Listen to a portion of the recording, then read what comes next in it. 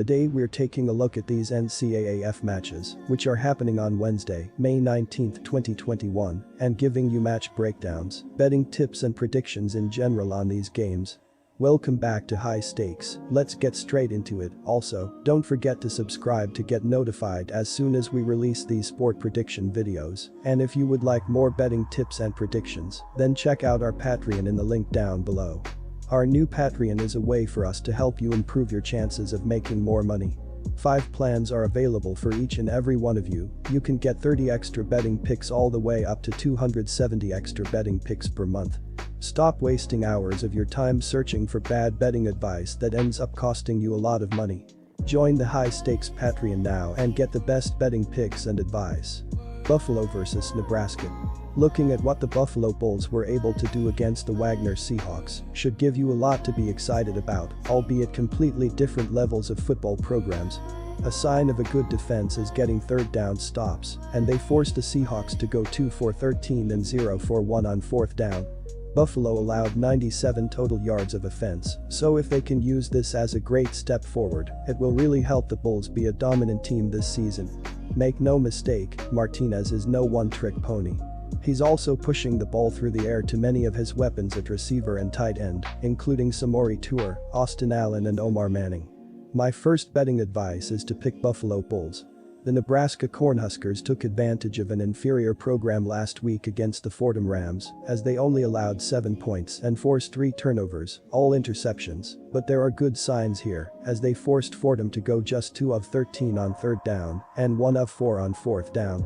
The Cornhuskers did allow the chains to move as they gave up 292 total yards of offense, 163 passing yards, 129 rushing yards. If Nebraska can't stop Fordham from moving the ball, it could be a very long season here. Ron Cook Jr., Kevin Masks Jr., Mike Washington and TJ Ahmed all got in on the festivities last week. They'll be heading into the fray against a Huskers defense allowing only 3.89 yards per rush attempt.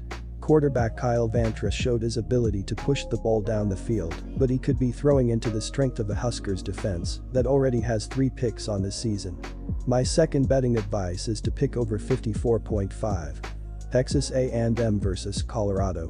Freshman QB Haynes King did pass for 292 yards and 2 TDs, but he was also picked off 3 times. Ainias Smith and Caleb Chapman combined for 12 receptions and 191 receiving yards, and this duo will be a handful for the Colorado secondary.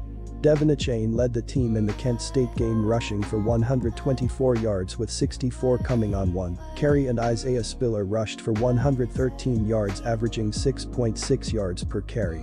The Aggies have covered the spread in 14 of their last 17 non-conference games and head into this game as a big favorite, and with good reason, having a stacked team. The Buffaloes did not throw the ball much last week. Freshman quarterback Brendan Lewis completed 10 of 15 passes for 102 yards and 1 touchdown. Tennessee transfer J.T. Shrout suffered a knee injury in August, leaving the team with 3 freshman quarterbacks.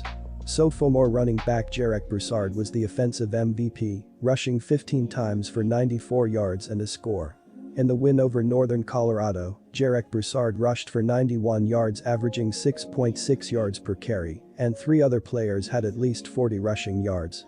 Freshman QB Brandon Lewis was one of those players, and he also was 10/15 for 102 yards with a TD and was not picked off. Freshman quarterback Haynes King is dealing with plenty of pressure as he replaces Kellen Mond. King got off to a turbulent start, completing 21 of 33 attempts for 292 yards and 2 touchdowns. He also threw 3 interceptions, though, so he will need to clean things up against quality competition. Sophomore running back Devin Achane led the rushing attack with 12 carries for 124 yards. My second betting advice is to pick under 50. Quick reminder, you can get 125% cashback bonus on your first deposit on our partner sportsbook BetUS after you open an account using our link down below and use our promo code HIGHSTAKES when making your deposit. South Alabama vs Bowling Green. In the win over Southern Miss, the run game only produced a grand total of 31 yards, but they had 269 passing yards.